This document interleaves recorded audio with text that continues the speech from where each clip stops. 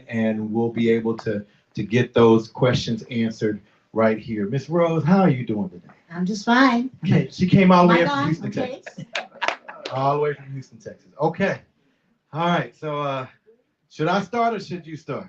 I'll give a little background on our history. Yes, I had Dwayne as a freshman. He moved to Wyatt, but we stayed in touch over the years. And I was at his wedding.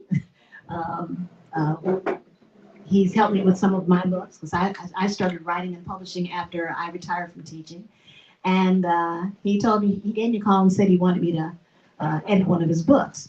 Now, I was a little leery at first because I've edited for several people. And let me tell you, preachers are the worst. Because many times they are so full of themselves and so busy quoting the Bible that the book makes no sense. But his, I'm happy to say, did make some sense. It was a little out there and some things I was shocked at. And of course, I'm older. He told me to come up here and pretend that I was a 30-year-old looking for a husband. I can't do that. But I enjoyed it. It was witty. It was quick. I wasn't aware at the time that he was into marriage counseling. So I enjoyed working on it.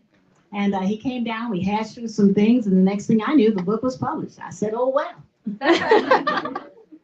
Can't wait on it. Can't wait. Can't wait.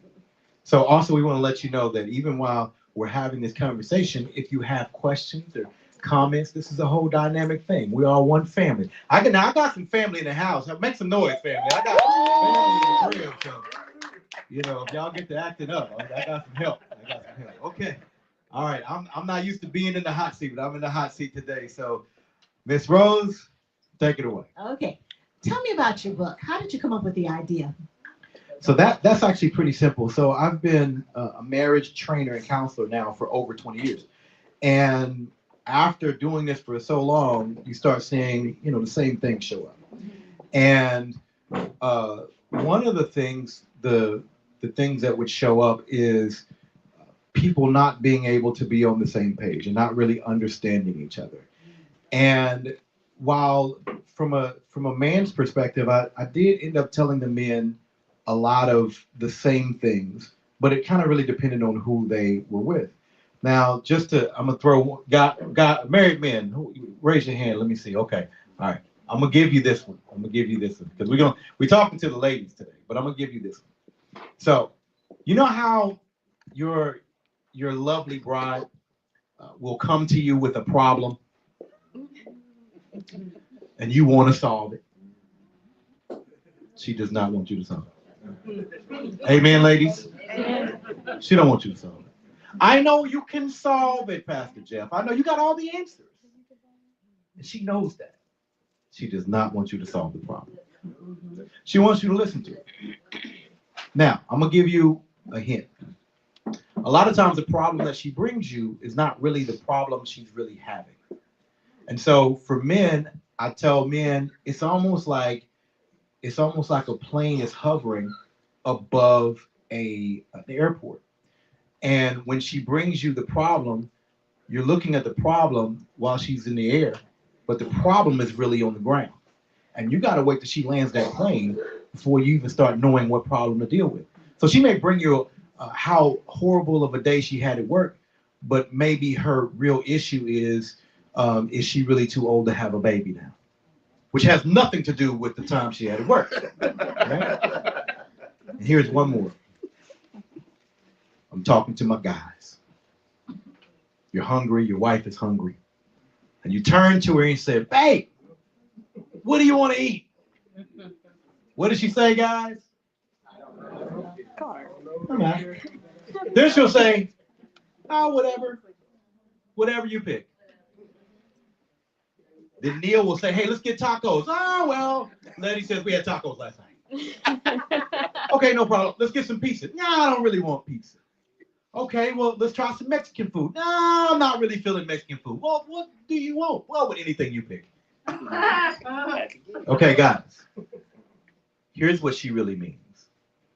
She thinks you really know her and love her and understand all of these things already. You know we had tacos yesterday. You know I probably am not feeling pizza. You know I probably don't want chicken. Now, truth be told, you don't know. You have no idea. You don't know what color your shoes are right now.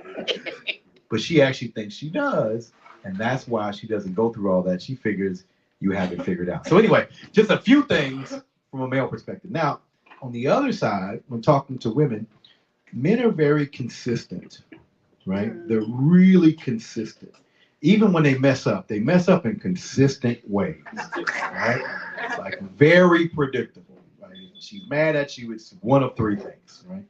And so it dawned on me that a lot of times wives actually thought men thought like they did. Men pretty much know this woman does not think like I am not on this level. She could outthink me a million times. And the wife actually thinks the man is complicated. That man is not complicated. Kind of like men are from Mars, women from Venus. Exactly. And so what I wanted to do is kind of boil down these 20 years into something that was smaller, that was palatable. Because the other thing is, we're joking, but not having good marriages causes a lot of other issues. Oh yeah. Matter of fact, I mean, I can tell you that in some cases, this might seem extreme, but in some cases, our prisons are filling up because our courthouses and our churches are not. And so I can, I don't know if we'll have time, but if we do, I can show you a direct correlation with a young gentleman that's in prison right now for murder, right? But it all started because of his inability to be able to make a relationship work, right? He didn't murder any woman, like I'm just to let you know. But not having that, it causes housing shortages. You got a bunch of people that should be together, but now, we need 2 refrigerators and 2 houses and 2 apartments because, we can't be together, right? And so I wanted to create something that was fun, that was light, but also gave the advice to my sisters out here to say, hey, here's how to deal with this, crazy dude. Here's how to understand him. Let's start with the title. Yes. I love a good metaphor. 3-piece. Okay. Now, first of all, let me give a shout out to my cover designer. She did a phenomenal job because the cover actually gives away the entire book. Now, the title is called Men Want a 3-Piece, the ultimate guide to understanding your man. The very first piece sign, is peace in your household, right? You want peace. You want a peaceful household. You want to come home, not to chaos. You want to come home to peace. Amen? That's right. That's right. Neil said, that's right. The second kind of piece of chicken, as we see over there today. Let's shout out to our caterer today. Proverbs 31:31. What's the name of it? Fruit of her hand. You go look at Proverbs 31 and 31. You'll see the fruit of her hand. Was that food good to you? Yeah. Y'all take some home before I take it all home. Piece of chicken, something to eat. Amen, men? You want something to eat? Amen.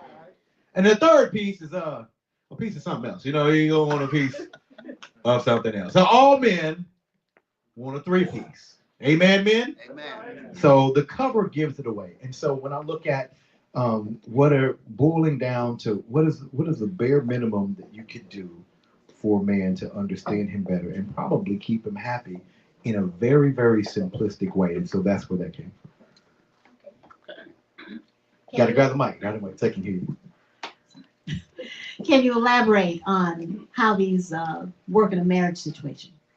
Absolutely. So when we talk about peace, and if you say, well, what is peace? Think about the other side of it is chaos. Yeah. So I think that a lot of bars have been able to stay open, especially during happy hour, because of chaos at home. Because that guy's like halfway home. It's like, man, I don't want to go home. Let me stop at the bar. Yeah. Let me circle around the block a couple of times. Do you know how many men I've talked to that have been in their car, in the garage, or in front of the house? Where you at, man? I'm at the house. In front of the house. I ain't went in yet. Been sitting outside in this car for 30 minutes. I don't even want to go in and face this. Now, compare and contrast this. I remember one time, and Alicia said, I've been married for 175 years. I've been married a long time. And I remember years and years ago, this is probably over 23, 24 years ago. And maybe you've had this experience. You're on the way home, or like you've been arguing with your wife all day, and you're on the way to the house, and you already know. When you get to the house, it's going to be on. You know? You're going to be arguing when you get there. And I got to the house. There was no argument. I opened the door. This woman had laid out rose petals from the door all the way in to the bathtub that was running. The tub we had jets in the tub. It was running in there. Thank you. And so I'm walking. Now, mind you, I came home ready. Because, you thinking of all the stuff you're going to say and all that kind of stuff, I'm going to tell her this. And when she says this, I'm going to go to here. And I'm going to, you ready. I had a long drive. I was ready. Got to the house. I'm walking through. She ain't even up. She in there asleep. Okay? I walked in there. I got in the tub. And then she had the nerve to have all of these signs all around. You're a great man. You're a great provider. I love you so much. So I'm sitting in the tub just like, man, I need to do better. What I'm saying? What was that? That was implementing peace at the house. Yes. I know she was mad at me before she went to sleep. I know. She had to be. She had to be. But she said, you know what? I'm going to implement peace in the house. And there was no issue. There was no problem. I don't even remember what we were arguing about. It doesn't matter because the argument never happened again because there was peace in the house. Y'all say peace in the house. Peace in the house. Peace in the house, right?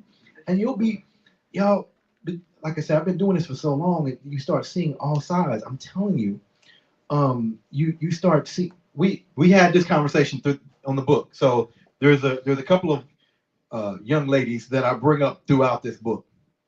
And so I had made a statement in the book that if you were going to talk to a stripper, ask her, has a man ever paid you to go in a VIP room just to listen, right?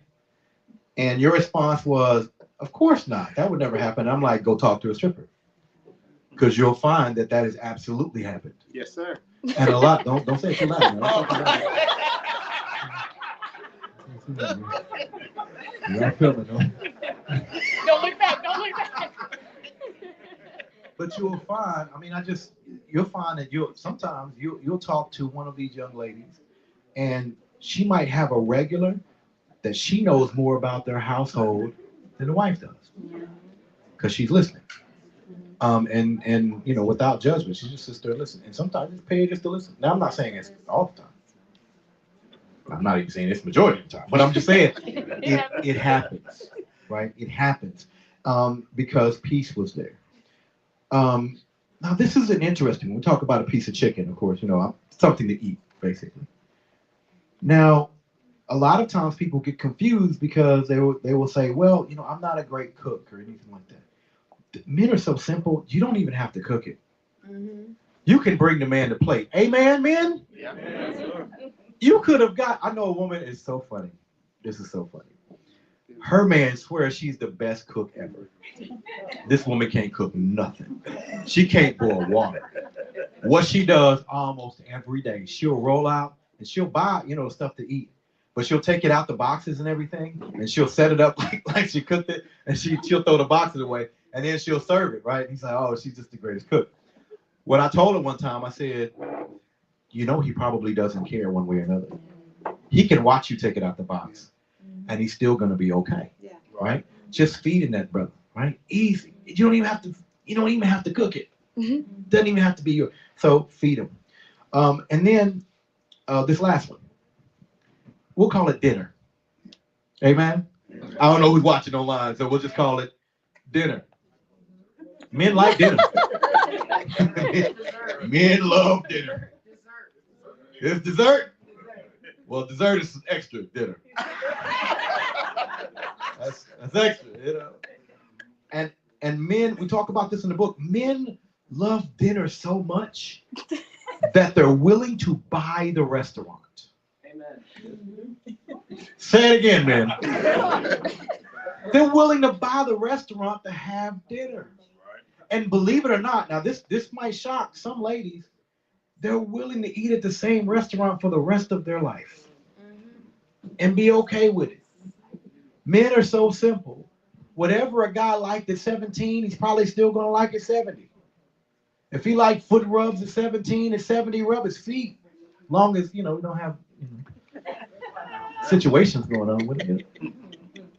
And so when it comes to dinner, the problem comes when he bought the restaurant, but the restaurant ain't serving dinner no more. Now, understand this. He didn't want to buy the restaurant.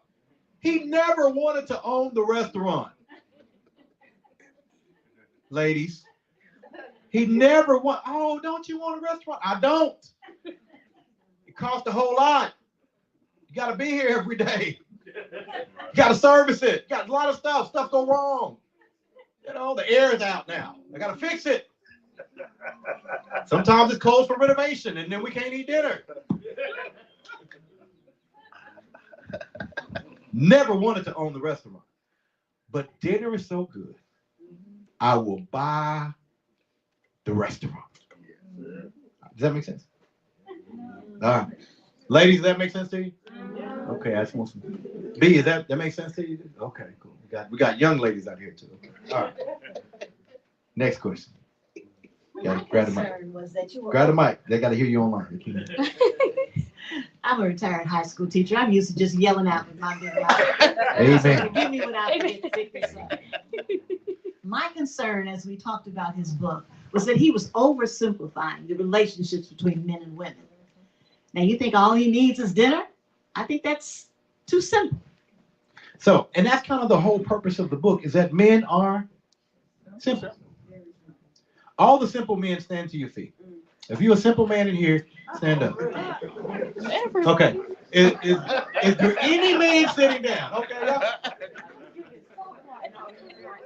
Now, so ladies because I get this all the time. Ladies like, oh, but my man is not simple. He is simple. I promise. Did we have a meeting before this and say, hey, when I say this, y'all stand up and have my back? What? Didn't happen. What's up, man?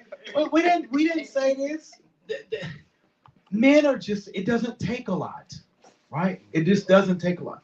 And so it's not, and so what I want to make sure of is that we're not really talking about the full relationship between men and women. That's more nuanced.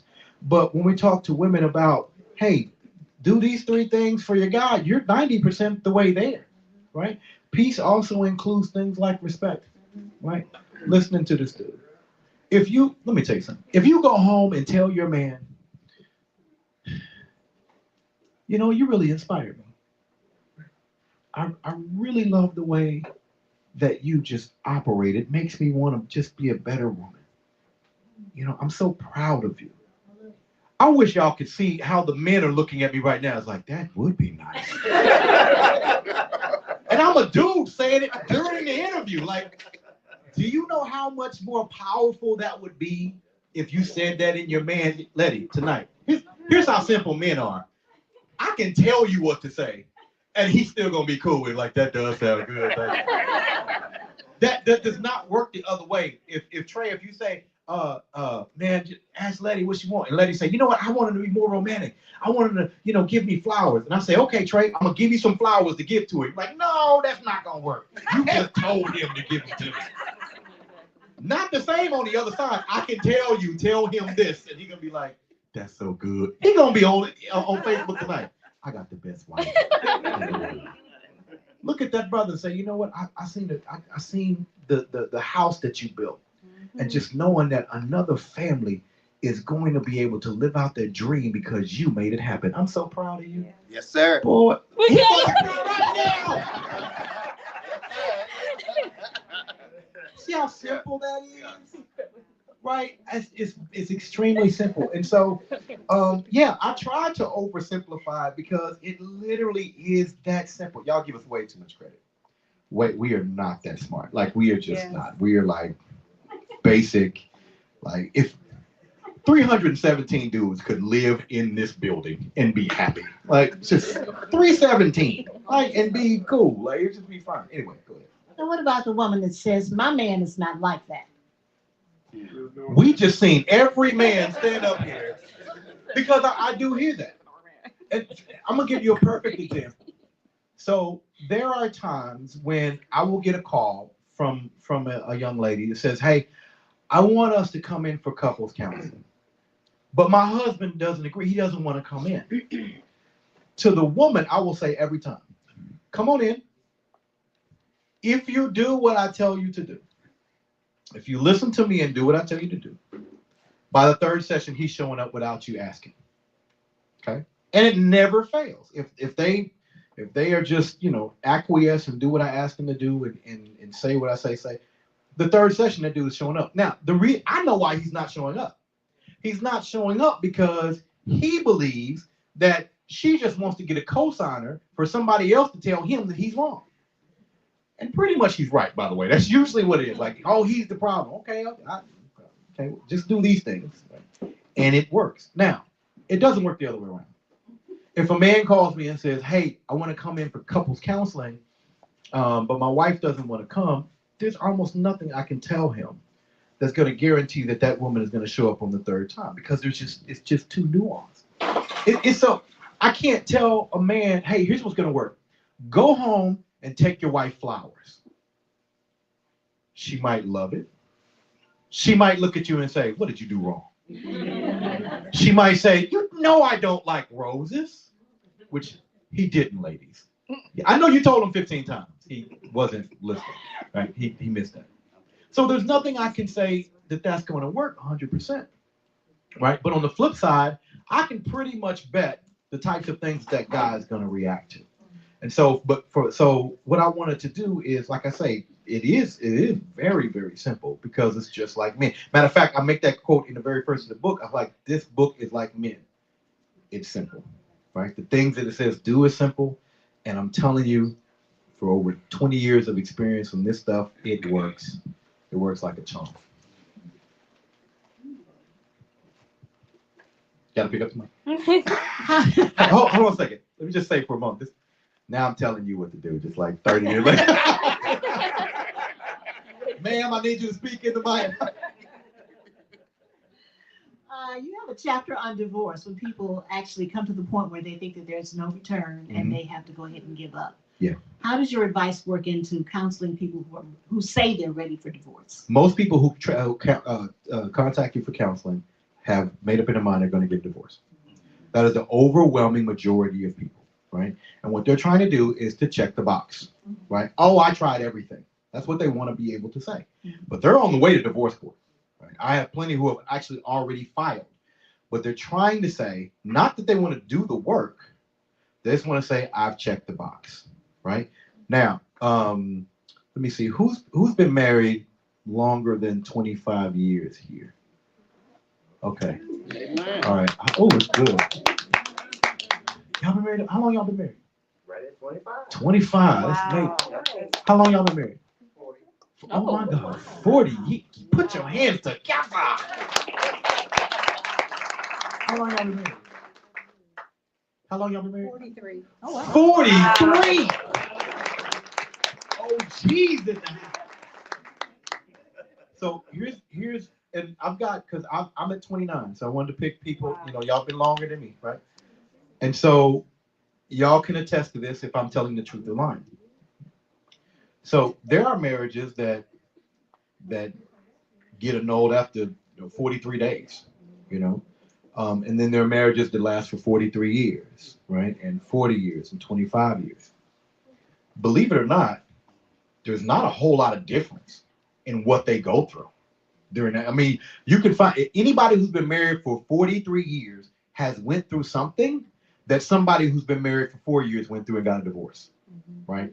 I can promise you. I've been doing it way too much, I promise. So when I get people in, the only difference, there's not a lot of difference in my advice, except for when there's been like breaches of trust and the whole nine, and not have expectations. Like, dude, you have 5 babies on this woman, and you expect, like, you said one right thing and she's supposed to just do right for the rest of life, right? You were out all night last night, and now you expect, you know, I've had that. And so I wish I was joking, but I'm not. So my other than handling those specific things, the advice is the same, because a marriage is not something that you can work on, right? So like if this table broke, we can work on this table. If your pad broke, we can work on the pad. We can't work on a marriage. It's not a thing, right? A marriage is made up of two people. And so it's two people who have to work. And here's the thing. At the end of the day, you can only work on one of those. And that's you. And you're at least half the problem. So like just work on you. And it's not hard to do, but it's hard to do. Because when people come in for this looking at a divorce, the problem is always the other person. And the great thing about what God did is that he made us to what it's what I call the red Toyota effect. So you go out, you buy a red Toyota today, tomorrow, everybody else bought the same red Toyota, right? Because now you're focused in on that. You'll find that a lot of times, whatever your partner does, it really you hate it because you have it in you, right? We don't marry our opposite. We marry the part that we don't want to deal with, right? So if you have a woman that's very, very strong, then she sees the weak part of her as something that's undesirable, which is why she'll marry a weak person, right? If she's a very independent person, right? It's not like it's an opposite. She despises the dependent part, and that she'll go pick that up because she recognizes that in somebody else. And so a lot of it is getting people to realize themselves. And so one of the things that I'll do is I will say, give me the issues in your marriage without mentioning your partner. And you'd be surprised at how difficult people have doing it. And I'm like, she just laid out 52 issues. You should be at least able to start with those 52, right? But to get them to look back at themselves, because if you make yourself better, everything else goes away, right? Well, not everything, but a lot of other problems go away if you just work on you, right? Me and my wife has been married for 29 years, about to be 30. She ain't never called me nothing she got to take back. She never called me out my name. She never kicked me out. She never hit me and nothing. I ain't never did nothing after her. I ain't never called her nothing in 30 years, right? Well, if I cussed her out every day, right, and then I come hollering to the counselor, she don't respect me. Well, I mean, I'm looking at the text messages. Dang, dude. Were you in the military? You know, sailor talk. You said that to her? Right. And you wonder why, you have these particular types of issues. And so, like I said, most of the people that come, they're actually headed toward divorce. So the two people that come to counseling the most are those that want premarital, which that is the perfect situation. Because that is training on how to be married. If you go to McDonald's, your first day, they're going to train you. And that's to flip burgers. So this is the most important relationship you're going to have in your life. It changes your family tree, right? So get some training on that. But training, and then people who are headed toward divorce. Like those are the two biggest ones. Can you explain the concept of the kid versus the king? Oh, that's so good. Inside of every man, there are two males. There's a kid, irresponsible, loud, kiddish, childish, mean. And there's a king, majestic, protective, a provider. Inside of every male, there is those two. And you will have the one that talks to you will be the one you address. If you address the kid, I think I mentioned this in the book too. I was running for mayor in Arlington. And so we were knocking on some doors, right?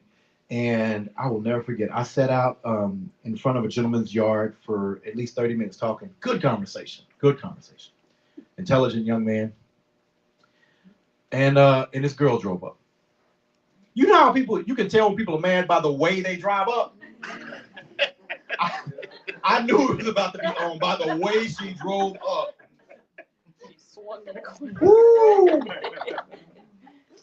She hopped out the car. I'm like, he in trouble. You know back where my latchkey kids at. You know back in the day when you was at the house, but you wasn't supposed to have no company over, and your mama pull up unexpectedly, and you got company over. That's what this was like. She jumped out the car, and I mean, she just went to yelling and cussing at this dude in the hall. And I'm standing there. We're in the front yard. Like there are neighbors and ring cam videos, right? Just all over the place. She's going left, finger in the face and the whole. Mind you, she's like 5 foot nothing. This dude's like 6'4", right? She's going off and telling him he ain't this and that. And I'm listening for the facts. As a counselor is kind of like a judge. There's a lot of emotion around things, and that's fine. But I want to get to like that's what we call the story, right? But what are the facts? Because we don't, we get upset about the story, but what are the facts associated? So I'm listening to the facts. And the issue was like a non-issue. Like this was not something somebody should have been arguing with, much less all of this. And she literally ushered him to the house like he was 4 years old. Right? You get in the house. La, la, la, la, la. Rushed him in the house. I'm still standing there. Oh, yeah, because I had put a sign in his yard, and I'm thinking, do I need to take it? I don't want her to find me. Don't talk to my wife. And I remember having this thought very vividly. I fast forwarded a couple of years to when she's sitting with her girlfriends and they're all co-signing on how horrible it is because he stepped out on the marriage and he went to somebody else and how he's a horrible guy. Or how now she's surrounded by her girlfriends and they're talking about how horrible he is because her eyes blackened and now he's an abuser because he decided to return one of those blows she was so liberally giving out. I remember thinking how society is going to look at this guy as, oh, he's a horrible guy. He went and had a baby on her, or he went and did this, and we can all agree those are horrible things. But no one's going to look at the root, right? No one's going to look at where it came from, and she's going to repeat that. Because I have people come to my office, been married 3, 4, 5 times, and I'm like, there is a common denominator here. You know what I'm saying? There's one thing in common with all of those people, and I'm looking at. So when it comes to the king and the kid, you'll find that when you speak to the king, even when the king is not being kingly, when you speak to the king, you'll get a king's response. Now, one of the things that I have ladies come to me and say all the time is, I'm a queen. I want to be treated like a queen. Amen, ladies? Amen. There's only one thing that makes a queen a queen. That's her association with a king. She's either married to one or she was birthed by one. That's it. Queens don't go conquer places and become, I'm going to go kill this queen and I'm going to become the queen. That's not how that happens, right? I'm going to kill the king and I'll become king. Because I marry you and you're the queen. And so and I think I mentioned this in the book, there's a spot. You always see that bridge in London is very, very familiar. Like you probably think it's the London Bridge, but it's the Tower Bridge. And so right next to that is the Tower of London. And the Tower of London, one of the reasons why it's famous is that King Henry VIII was beheading his wives there. Okay. And he beheaded several wives because they gave him girls instead of boys. This joker didn't know how DNA stuff works. Like, dude, that's X, Y, and you give the Y. You gave her the X, bro. So he wasn't big on anatomy or something. So he was just beheading them because it was women. And the kicker, we literally stood in the place where one of them was beheaded. And I had a thought that was interesting. This dude was unmatched. No one told him to stop. No one stopped him. Nobody explained, bro, it's you.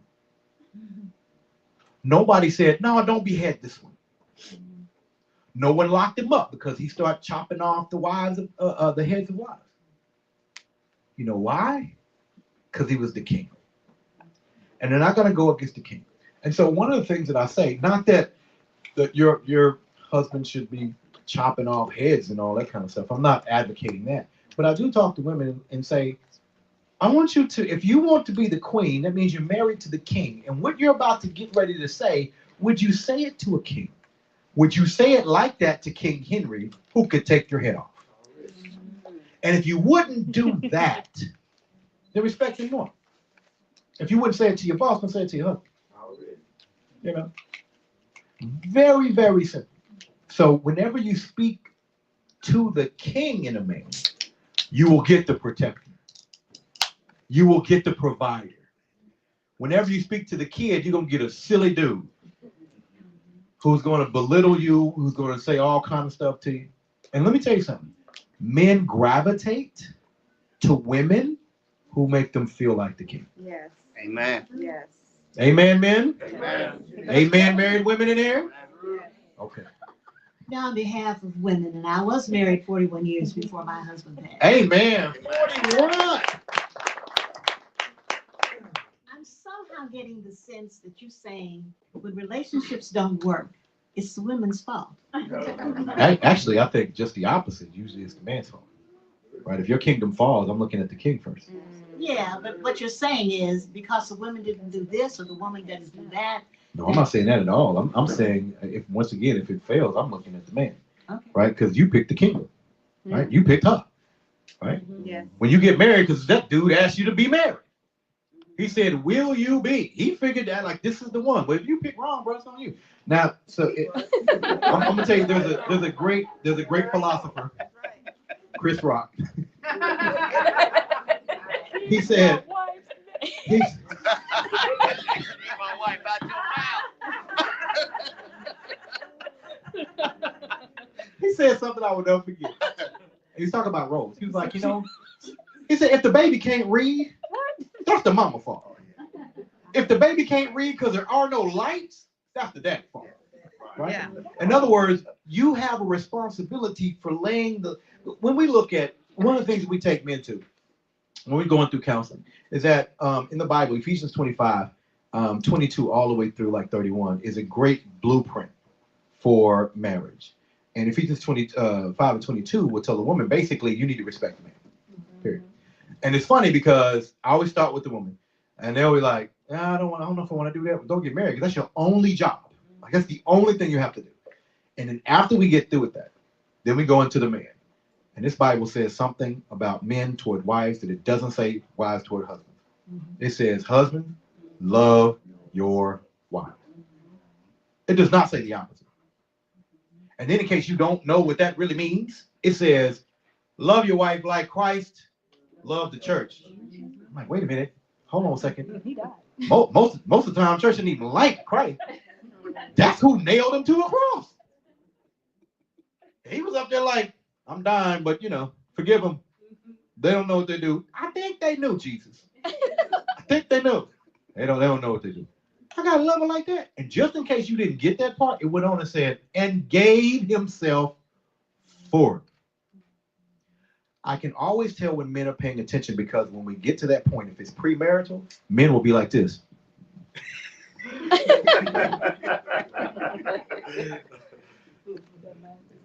What they're saying is, do I really want to do this?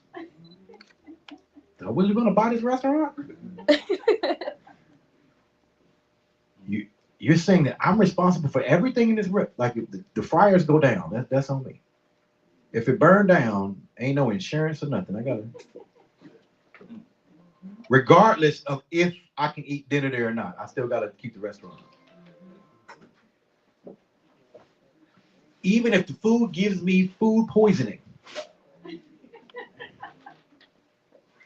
And so I ultimately hold men. I don't talk to men the same way I talk to women. Women cannot even be in the room when I'm talking to a dude, because I'm going to talk to him all kind of crazy.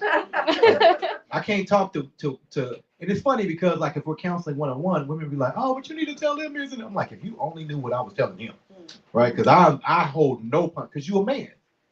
Somebody breaking the house, they shooting you first. I can't sugarcoat nothing with you, right? I gotta, because you are responsible for every. If your wife decides I never want to work a day in my life again, you still are responsible for this house. So I hold you. What I'm teaching women is how to get that dude to do that, right? It's not hard to get him to do.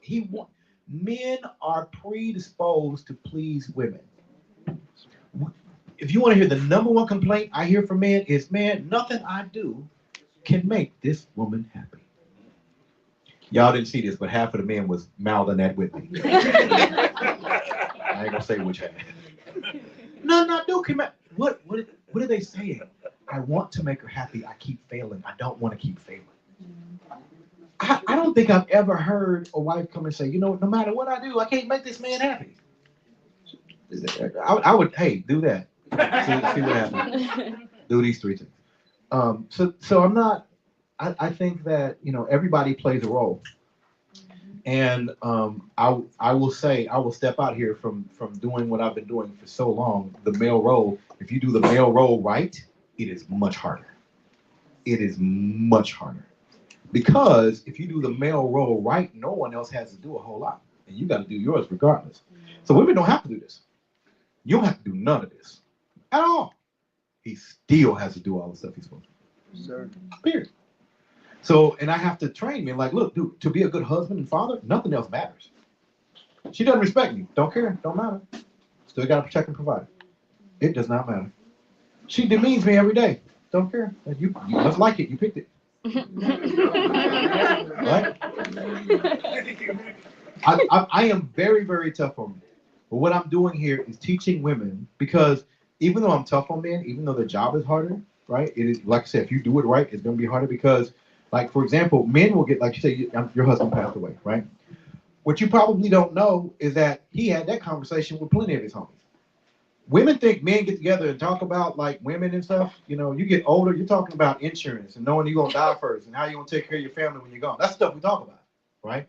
Hey, man, so that trust that you set up, like, tell me more about that. Or this insurance, like, we talk about that kind of stuff. And then we kind of check each other, like, say, man, you know, you kind of need to do better on this, right? We ain't talking about all the other stuff, right? Stuff that you probably wouldn't think that we'd be talking about.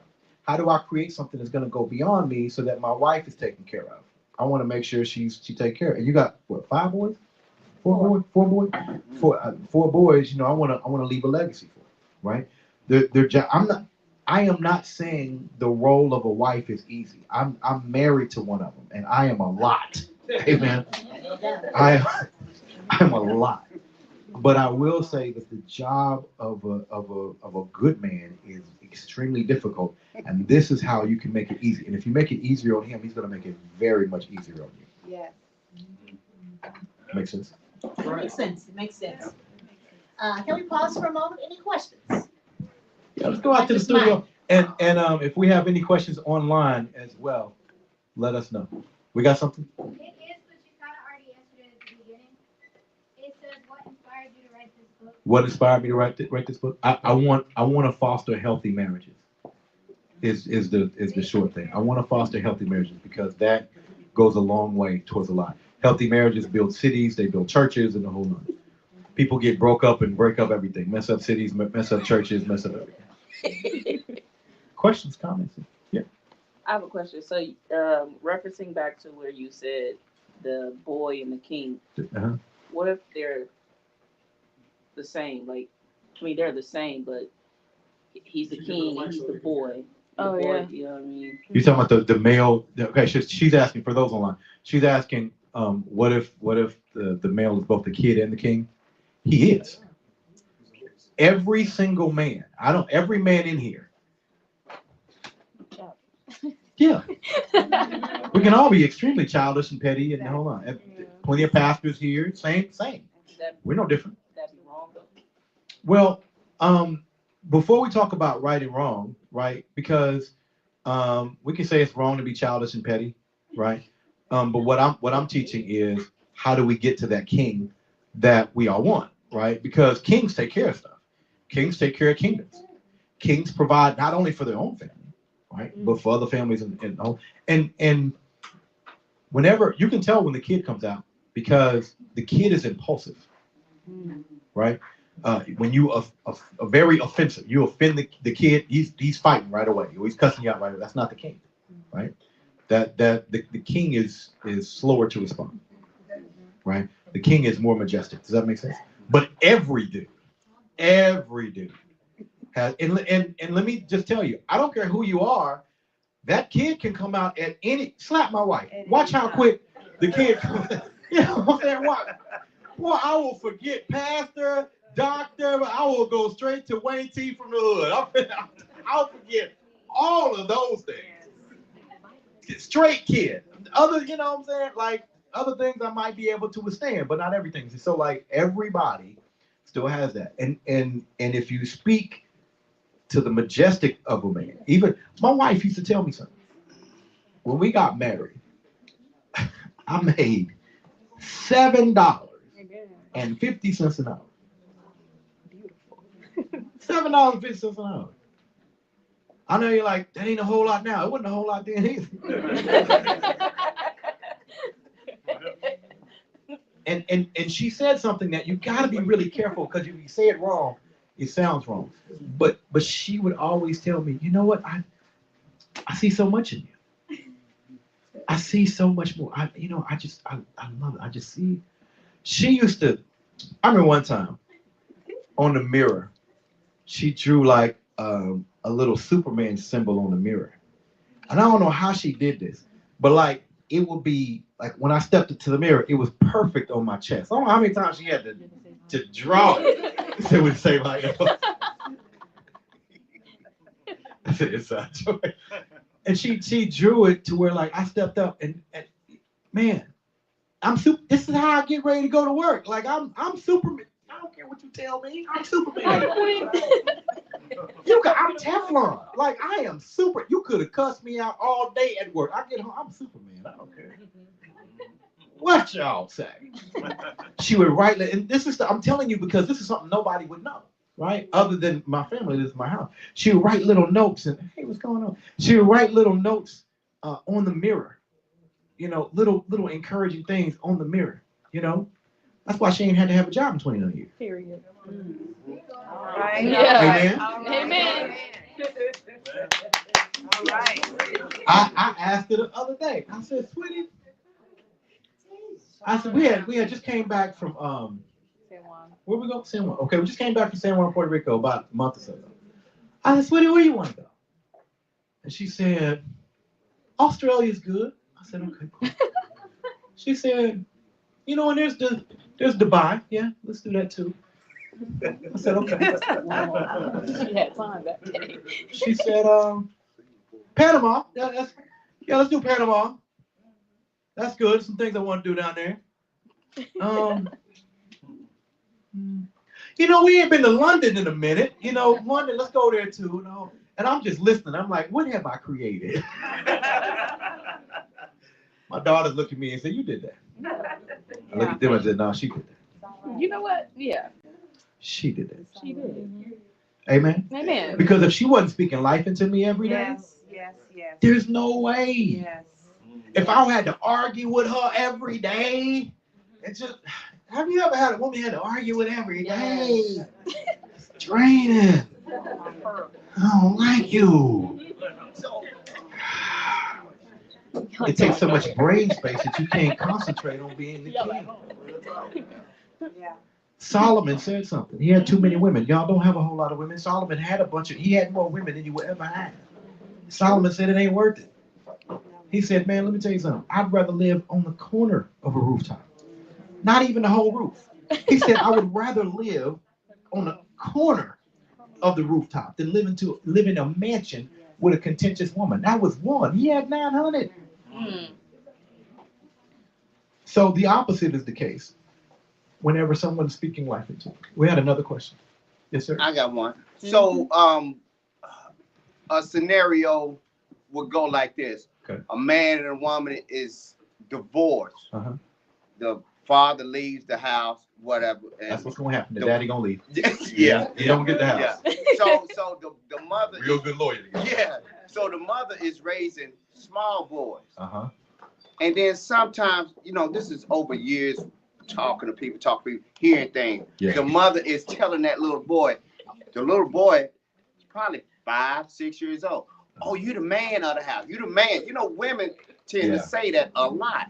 And they put that in that little kid's, they put that in that kid's mind that you the man of the house. You the man. And they keep saying that.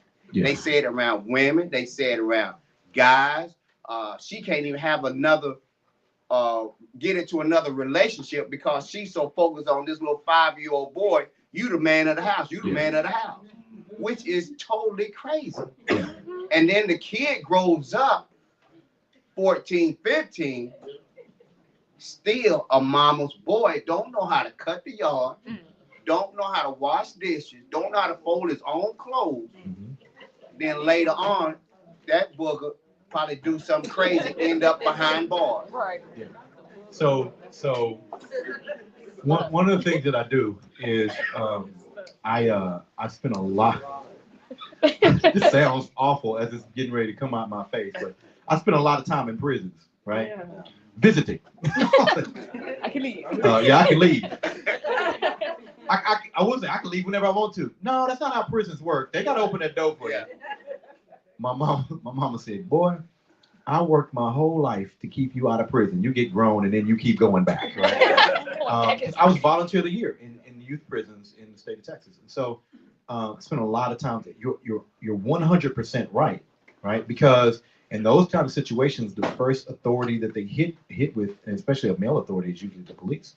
Right? So they'll go to a school. We were just in where my other cousin at? We were just in Quita school the other day, and we were talking about how a lot of schools, they have no men present. So they have like a lady that's a principal, a vice principal, and got lady janitors and lady coaches.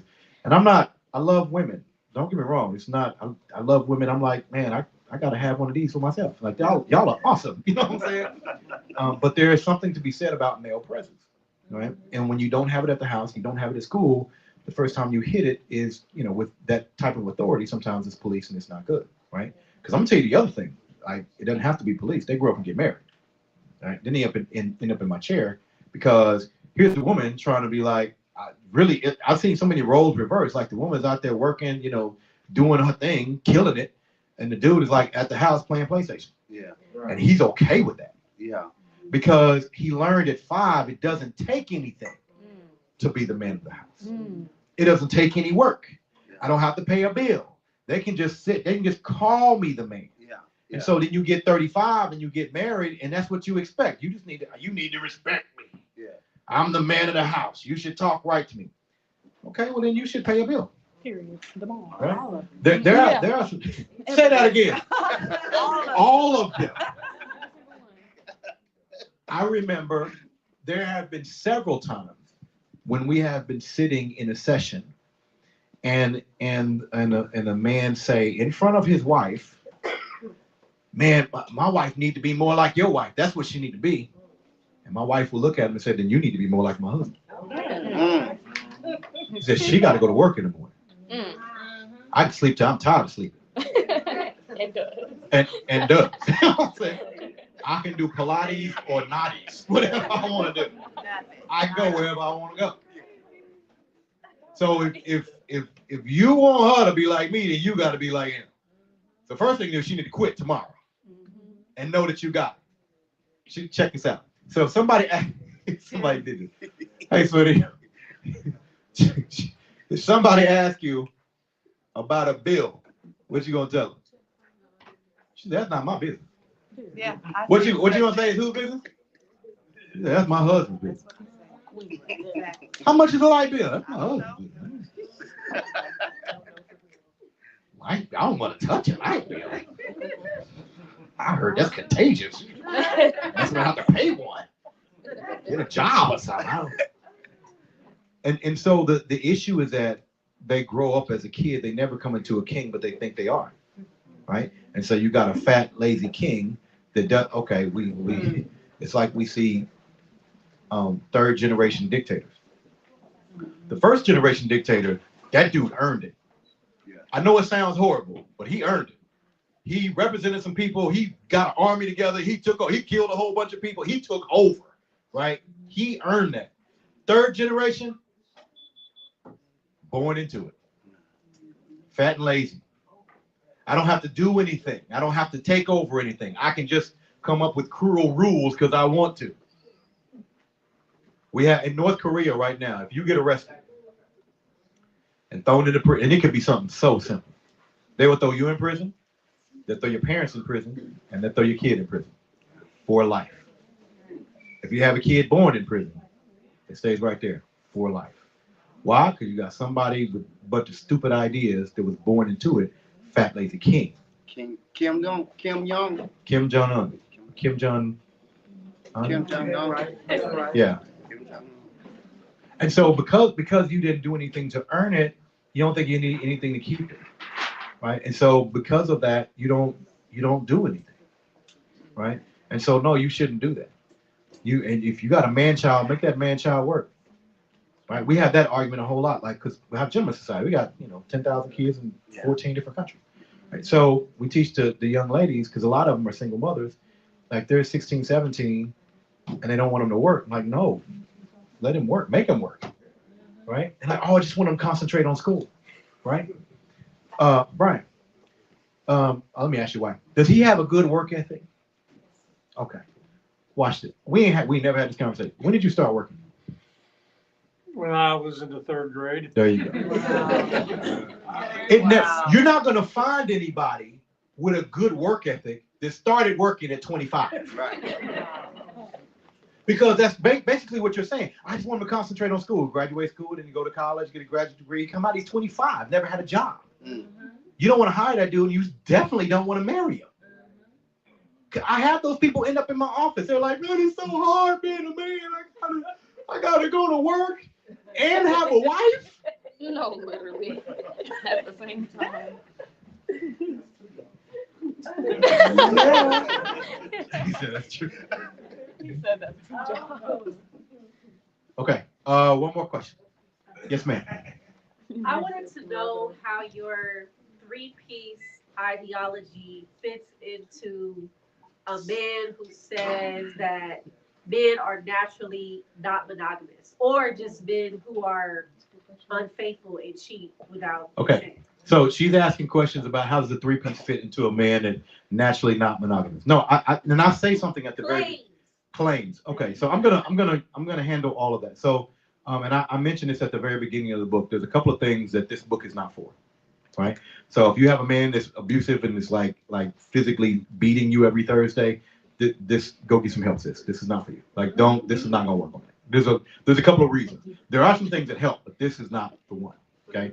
Now, let me deal with something. Now, I will have ladies come and they'll say, well, my man he's everywhere, or he's just I think he's a nymphomaniac or whatever. Or he just wants it all the time.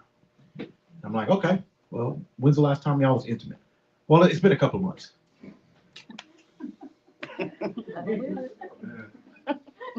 I equate it to being hungry. If I say I'm hungry and I don't eat today, I'm still hungry tomorrow. And I'm gonna try to say this. So with those women, I will say, here's the way to test it. Okay. When you go home, fix him dinner. Okay. Before he goes to sleep. When he wakes up, give him some more dinner. Before he goes to sleep, give him some more dinner. Do that for 2 days straight. That's 4 meals. 4 meals. 4 meals. If he's even looking for you on the 3rd day, he might have a problem. He probably not even paying attention to you. Why? Because he's fed. He's not hungry. Now, with that being said, are there greedy brothers? Yes. Yes. A bigger issue, though, is remember what I just told, and this is a longer conversation, but remember what I told you, brothers will buy the restaurant just to have dinner, but don't want to own the restaurant. Right. The issue is when you buy the restaurant and dinner is not being served. But they opened up a restaurant across the street and they offering you free dinner. No bills. I ain't got to buy that restaurant. They ain't asked me to put in on nothing. We got free samples. And people say, well, but the dinner over there isn't as good, but it's ready and available. Say it again. Free. And free. Now you might not believe this, but like I say, men really want the same dinner, and that's God. That's how God made them. God made them actually want the same thing. Period. Right? You'll find that men who are, I'm going to call them players, men who are players. Number one, there's some early hurt, right? Some girl that he wanted to, I only want your dinner, right? She wanted to give dinner to somebody else, or something of the sort. There was a hurt there, and he's like, I'm never going to be alone again. Okay, and with those guys, you also find. Now, how many of y'all seen the movie How to Be a Player? You ever seen it? Okay. Whoever wrote that was a player for real, because they understood some fundamentals. Because one of the fundamentals are, if you notice, every woman satisfied a different piece of him. Right? That's what a player do, because he won't have an expectation that one is going to do everything. Regardless, you can have the best woman in the world, it's still going to be an 80-20. It's 20% she ain't going to have. Right? Which is why dudes will go play off with the 20, right? Because if the 80 turns to 20, I'm gonna go find this other 20. But I will literally eat the same dinner every day for 50 years and be fine with it. I know it sounds weird, but you would do that. But there's a big issue when dinner is not being served. And nowadays, here's the thing: everybody used to have to buy the restaurant to get dinner. Okay. Now they paying you for samples. I wish I was making that up. I am not. They will pay you to come take the sample. Okay. Proverbs talks about the strange woman. Okay. That strange woman now, she got change. Come on by. I'll buy you a PlayStation. I'll fly you in. It's ridiculous. And they're talking to the older brothers and saying, man, I bought the restaurant, man. I can't get dinner. They're like, wait a minute, I'm getting dinner free right now. Right. I ain't even got to buy the restaurant. I think I'm gonna stay with this deal. I'm gonna stay right here. And that becomes a bigger issue. But so there are guys just talking noise. So just know that, right? They say whatever online, say the real deal shows up when they get in my office. Right? So, oh, men are natural, whatever. You get a good woman, that same dude would be like goo goo gaga over one woman, not wanting to ever leave her, right? Because everything is so good because she did these three things, right? So that guy never had somebody speaking to his life, right? So he's like, I'm gonna get one to satisfy every single thing, right? Have y'all seen the any of the shows where the sister wife shows and hold on? Okay, y'all see how they end up?